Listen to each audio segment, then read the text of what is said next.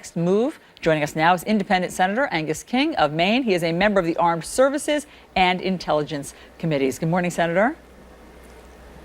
Good morning, Allison. Do you agree with President Trump's letter to you that this was in the vital national security interest of the U.S.? Well, it's a close call. If he's narrowly construing it as dealing with the issue of chemical weapons, we're a member of an international agreement on chemical weapons, not using them for over 100 years. I think he can make a legal case. The question is, what happens next? And are we talking about a broader engagement, in which case I don't think the president has the authority. And that's when we get down into what's Congress's responsibility here, which they've so far assiduously avoided over the last 3 years. Well, before we get to what's next, I want to ask you about what this missile strike on Thursday night accomplished. Because when we had all of our military experts on Friday morning, before they knew exactly what the damage was to the airbase, they all pretty much unanimously said, well, one of the things that you would do if you wanted to stop future chemical attacks on civilians is you'd crater the runways. OK, so that debilitates the airport. You can't launch future missions from there. But that's not what the U.S. did with those 59 Tomahawk missiles. And then President Trump this weekend talked about that. He tweeted, he said, the reason you don't generally hit runways is that they are easy and inexpensive to quickly fix, fill in, and top.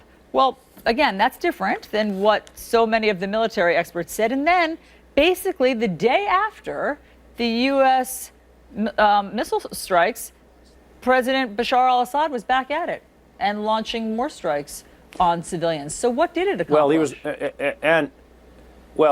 and they were launching more strikes from the same airport on the same city that they had been attacking with the chemical weapons. So you're right. It did not seem.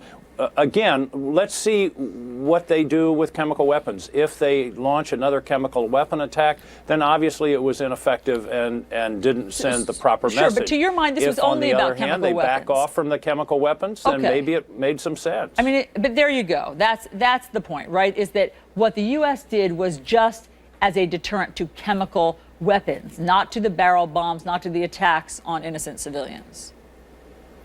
That's right, and that's one of the dilemmas here is that Assad has been attacking his people with barrel bombs indiscriminately, hospitals, schools, children, for 4 years, 5 years, and so the chemical weapons are clearly a violation of international law, but they're not necessarily the worst of what they've been doing. And that's one of the problems with Syria. I mean, Syria is an incredibly complicated situation. It's a civil war. You've now got the Russians and the Iranians involved. It's a sectarian war, and it is very, very complicated. And as I think the administration over the weekend, a little bit of the disarray that you heard indicates that there is no clear way forward here. They're right. You're not going to get to ISIS until you get rid of Assad, but you're not going to get rid of Assad unless you can work with the Russians, because they're the real people that have the influence over Assad. So, I'm not sure whether this strike, it was a strong reaction to chemical weapons, but strategically, I'm not sure it really will accomplish the goal of furthering the downfall of Assad, which then can allow us to turn our attention to ISIS. Okay, so that leads us to your original question of what's next. Do you understand today what the U.S. policy is on Syria? No. Do you? No, I don't think so. And but, it was hard to understand what the Obama administration policy was. Like I say, this is a really complex situation.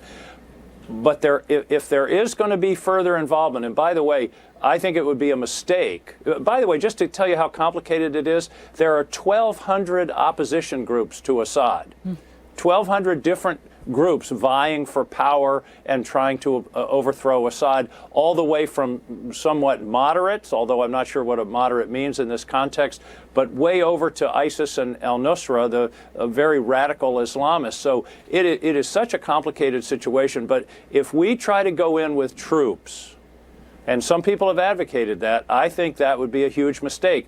That's what ISIS wants. They want to bog us down in a land war, if you will, in Syria, and I think that would be a huge mistake. And all of this is leading up to saying, I do think the administration needs to form a strategy, and I know the president likes to be unpredictable, but there's got to be some strategy, and come to Congress. Clearly, the authorization from 2001 doesn't apply in this situation. We're going into another country against a sitting government.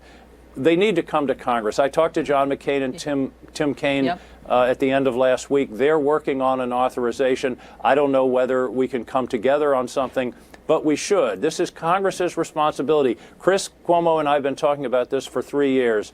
And it's time for us to step up, not just sit on the sidelines and criticize, but say, okay, what is the U.S. policy? Sure. And the president has our authority. Senator Angus King. Or not. Understood. Thank you for explaining all of this to us this morning. Nice to see you.